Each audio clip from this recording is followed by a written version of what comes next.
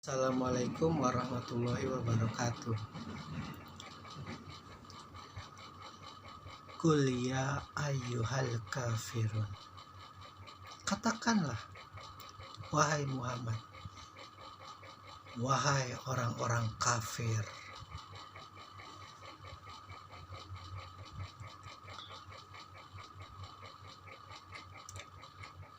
Surat juga yang mendapat kemuliaan memiliki sepertiga nilai dari keseluruhan ayat-ayat Al-Quran. Selain dengan Al-Ikhlas dan An-Nasr, yang satu bicara tentang ketauhidan, yang satu bicara tentang pertolongan Allah kepada Rasulullah dan mencapai kemenangan, dan Al-Kafirun bicara tentang orang yang menutup atau ditutup, orang kafir.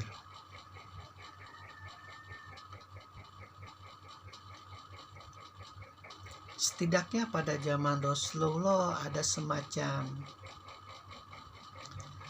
sejenis perkumpulan mafia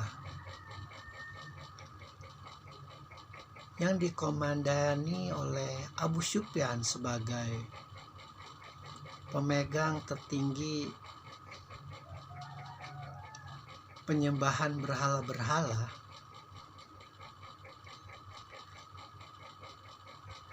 Di sekitar Ka'bah. Dia yang mengatur dan memberi otoritas penuh, termasuk kepada agama Nasrani dan agama Yahudi, yang pada saat itu diizinkan juga untuk boleh berada di dalam sekitar Ka'bah.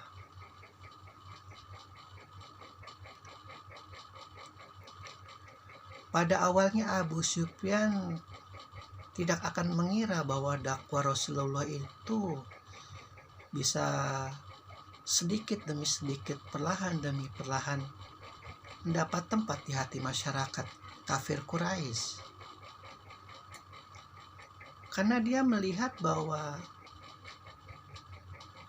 pemuka-pemuka Nasrani, pemuka-pemuka Yahudi pun yang diberi kesempatan di dalam sekitar Makkah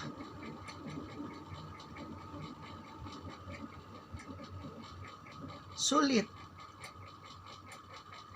untuk mengajak mereka kepada agama mereka, karena begitu kuatnya berhala-berhala yang menjadi sesembahan mereka. Salah satu bentuk hujah mereka adalah bahwa apa yang mereka sembah itu tidak mengurangi sedikit pun untuk ketahuidan kepada Allah. Berhala-berhala itu dalam bentuk malaikat-malaikat. Jadi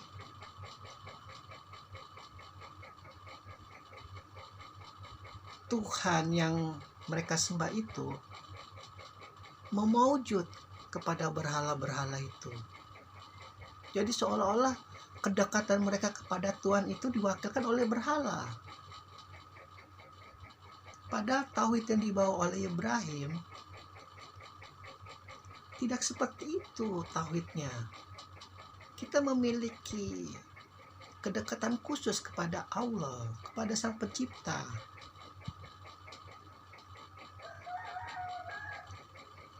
Kedekatan-kedekatan itu harus melalui petunjuk-petunjuk para nabi. Dan para nabi tidak pernah membuat berhala, tidak pernah membuat patung-patung, tidak pernah membuat dewa-dewa. Ikuti cara penyembahan para nabi lewat salat, lewat haji, lewat penyembahan-penyembahan Idul Kurban. proses-proses itu yang dihilangkan oleh bisikan-bisikan laknatullah, ketakutan, ketidakdekatan kepada Allah. Dewa-dewa Arab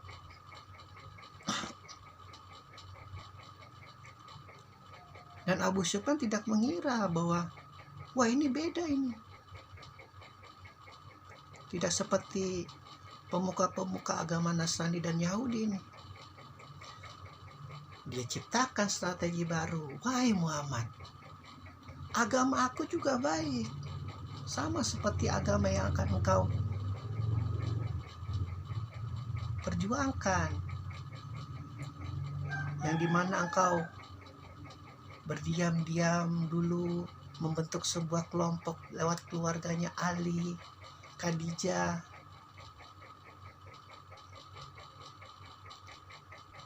dan pada saat perjamuan ketika 45 pemuka agama diundang, meski tidak ada yang mengakui kenabian Muhammad, tapi tidak juga mereka berikhtiar untuk melukai Muhammad, dan itu tidak disuka oleh Abu Sufyan. Diledek Abi Thalib, lihat kelakuan Muhammad, engkau diperintahkan untuk tunduk kepada dia, bahkan untuk tunduk kepada anakmu sendiri Ali bin Abi Thalib, sambil dilecehkan oleh Abu Lahab, tertawa dengan cara yang paling keji.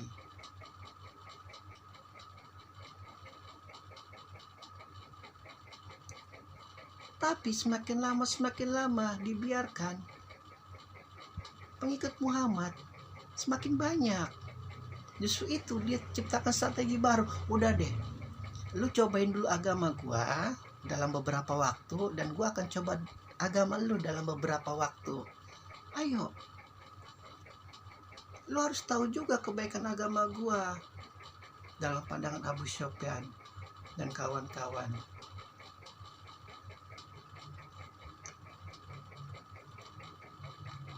Makanya bersyukur kepada Abi Thalib, ayah Ali bin Abi Thalib, karena jika tidak ada beliau, Abu Sufyan itu, Abu Lahab itu berdengkinya luar biasa.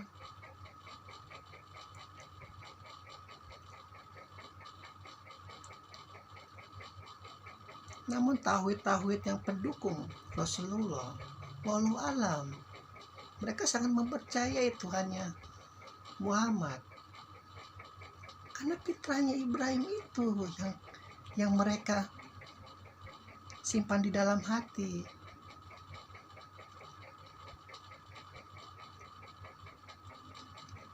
Dan barulah Allah utus, katakan Jibril tuh, musuh utusanku, sampaikan surat ini. Ayat pertama, wahai orang-orang kafir. Kita bicara surat, artinya Allah yang berbicara, Al-Quran yang berbicara, Jibril yang berbicara. Tidak ada makhluk di situ. Artinya dalam arti makhluk ini manusia yang berbicara. Itu ucapan asma Allah lewat malaikat Jibril untuk menjawab usaha-usaha Abu Sufyan tadi. Kita mencoba-cobaan agama dulu, mungkin kau nanti tertarik, dan aku juga tertarik, lalu terjadi rekonsiliasi, kita ciptakan dunia mafia baru lagi, dan tetap aku jadi presiden di situ. Begitu maunya Abu Sufyan.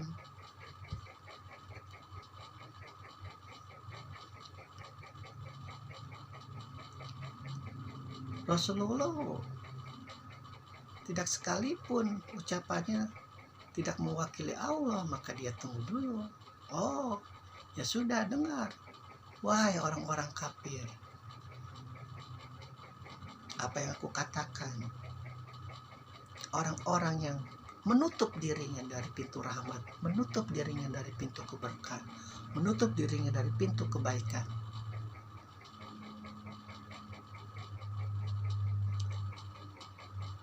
Kul ya ayyuhal kafir, wahai orang-orang kafir, sabda Rasulullah